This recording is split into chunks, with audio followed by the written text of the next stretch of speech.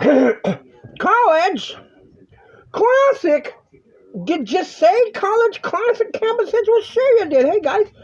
We're reading Erwin W. Lutzer's God's Devil. And we're going to finish it up so that way we can move on and enjoy ourselves. Yeah? Oh, yeah. Let's put the microphone on. There we go. Now, me. There we go. Now, we left off in chapter 11. We're going to finish in 11. And we're going to move on to 12. And then we're going to put this down. And I'm going to sway through some other books with you real quick before we go into our devotionals entirely. And I have to return a book back to one of the sisters from Victory Outreach Westlake, her and her husband. So, here we go.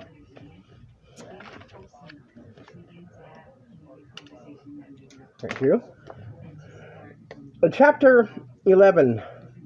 The serpent is cast out of heaven, and we see that because the stars start to go dim and the night doesn't glow its light like it used to, and neither does the day. It starts to lose its light, and that's what we're witnessing right now.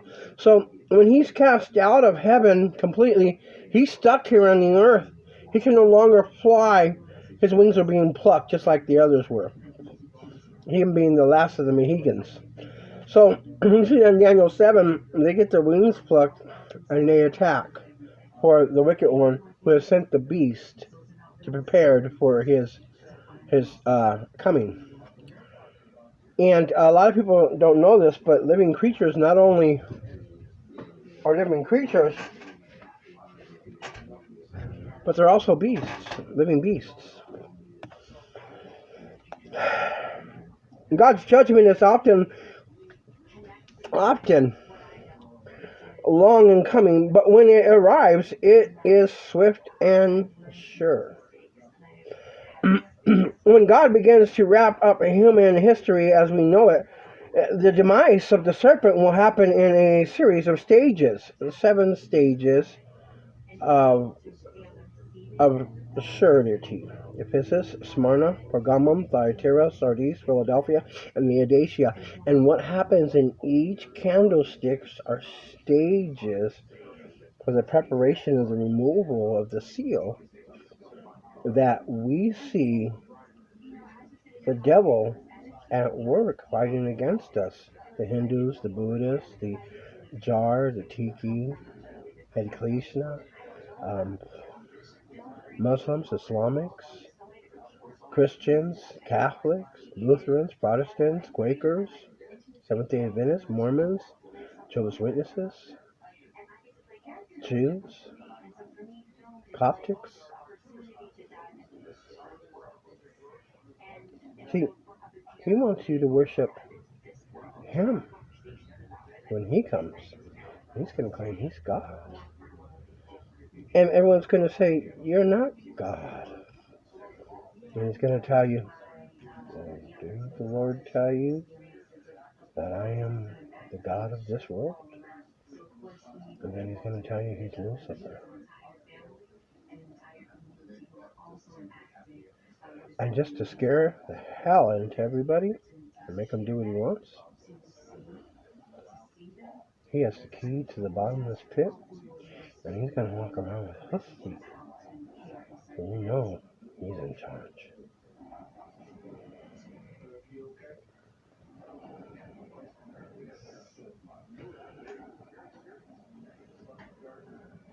The lake of fire was inevitable. From the moment Lucifer said, I will make myself like the Most High, Isaiah 14:14. But the centuries God has postponed the inevitable when he no longer needs Satan for his own purposes. The end shall come. At the cross, the prince of the world was cast down out. John 12:31. Then Satan was judged and found to be guilty. His sentence of doom was held high for all to see. He was stripped of all authority and was shown to be deficient. As he writhed Amid ashes of defeat and eventual doom, he was forced to concede that Christ was the victor. Satan took a blow to the head, whereas his retaliation was only a nip to Christ's heel. All things considered, Satan was a pathetic show of strength. Yes, lightning and thunder occur at the same time, but we see the lightning first and hear the roar of the thunder later. At the cross, we saw the lightning, but there is a lapse of time before we hear the thunder. Satan continues to fight, no doubt communicating optimistic reports to his minions. But even now, as you read these pages, the war is over. Christ defeated him at the cross. Satan's final ruin comes in 3 stages. First, he is cast out of heaven, the subject of his chapter. Second, he is found for 1,000 years. Finally, he is bound. And finally, he is cast into the lake of fire, the subject of the next chapter. He knows as well as we do that these judgments are on the horizon. And when he thinks of the future, he's terrified. And you should be too if you're worshiping him. Does Satan have access to heaven today? Well, the answer depends on how you understand Revelation 12. Some teach that Satan was cast out of heaven when Christ died on the cross. After all, Christ did say that the ruler of this world will be cast out. John 12:31. Also, Christ told his disciples that he saw Satan like lightning fall from heaven. But it is unlikely that Christ was referring to Satan being cast out of heaven as described in Revelation 12. For one thing, Christ made this statement prior to the cross, even before he predicted that the prince of the world would be cast out. So he was cast out, saw him shoot out like lightning, right? Well, that's how the chosen travel. They're like lightning, shooting stars through the sky. That's how they travel. So we know that Satan is going to try to make us believe that that's what he is. Not going to work, though. For another, the disciples had just returned giving praise that demons had been cast out. And Christ saw Satan fall through their ministry. The idea is that he saw Satan fallen, Nephilim, the fall. If Satan does have access to heaven today, as I believe, he does it to continue his ongoing dialogue with God about us. And specifically, he comes to accuse and cajole and conceive permission to harass people on earth as God allows him.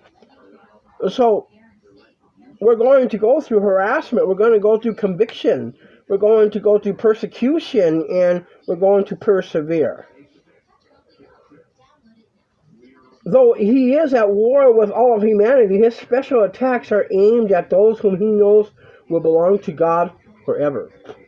So if you see someone really being trialed by the devil, like Job and Joseph, Enoch, Jacob, you know that God loves them. Why? I don't know. He does it.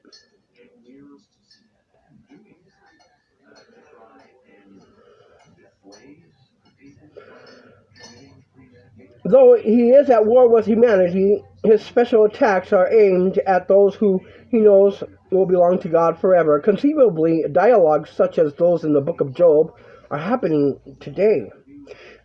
Other reasons I have for believing Satan has not yet been cast out of heaven will be given later in the chapters of the final chapters of this book, God's Devil. And as we shall see, what we believe about the future has implications for how we conduct our warfare against Satan today. You see, Satan before came down to the daughters of men in Genesis 6 and took as he pleased. That means they killed the males and kept the females. Lawlessness and murder and abomination ruled the earth. It's going to rule again. That's what they're doing now.